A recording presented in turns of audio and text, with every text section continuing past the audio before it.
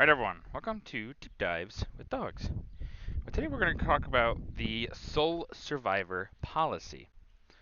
Now what is this policy? Well, this policy is one set up by the US government. Sorry there, I had to change my headset there a little bit. But this is a policy set up by the US government to kind of try to ensure that a whole family does not get wiped out during wartime. It gets set up in 1948. After the Second World War, because, well, you have a few instances of things like this happening. Um, Mostly gets set up because of a group of brothers called the Sullivan Brothers. There's 5 of them, and they are all taken out basically all at once. And so this whole family basically gets wiped out. It's devastating, of course, to the family, to the parents, of course, because you have all of their 5 sons just get wiped out in one instance, more or less. And people aren't quite happy about that. They don't think it's really that great. Which, I mean, yeah, of course. Now, the sole survivor policy is an optional thing. For instance, you have to be the one that requests it. So you have to go in, you got to request, say, hey, blah, blah, blah, and you know, it has to be accepted and all that. So it's a whole.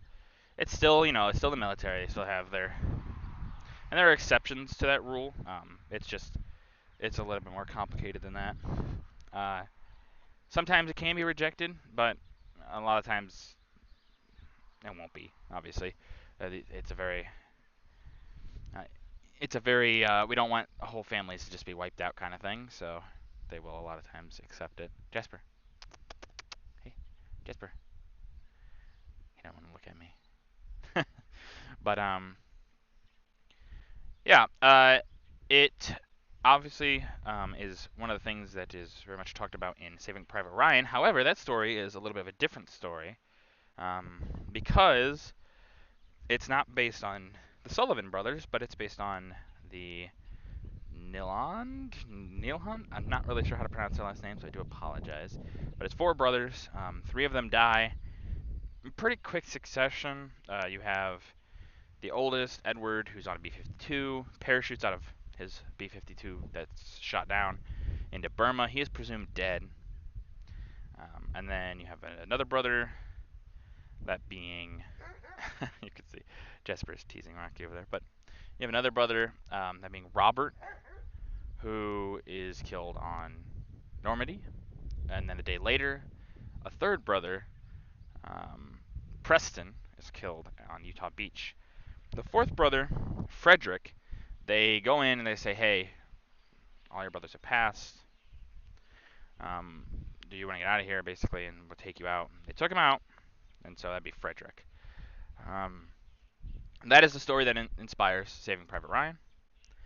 But yeah, definitely hard. You have instances like this further back than this war. There are instances in the American Civil War, actually, of families kind of being fully wiped out because of the war. But obviously, the government doesn't necessarily want that. That's not a ideal thing. And it's a little easier now to get those troops off the front. Be like, hey, if you want to get off, we can get you off. But as a policy, yeah, really, it's not a thing till after the Second World War. Probably should have been something a little sooner. They could have had it sooner. Kind of understand as to why maybe they didn't, but it's a bummer that they didn't sooner.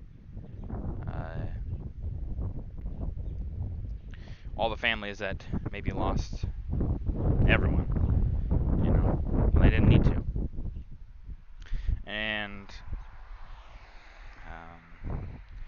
some of those guys probably, especially if it was during the Second World War, they probably wouldn't have even accepted because they would have felt like if they went back, they'd be considered cowards. Because you got to remember, there's a big push during this time that if you didn't go to war, you were a coward or something else, or a deserter, things like that.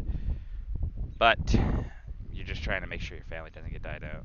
It doesn't die out, So, A little bit of a hard one there, you know? Do you accept the shame that you may get when you get back? Or do you just keep fighting and then potentially be the last one of your entire family and then to be wiped out? So everyone's gone. Hard to say.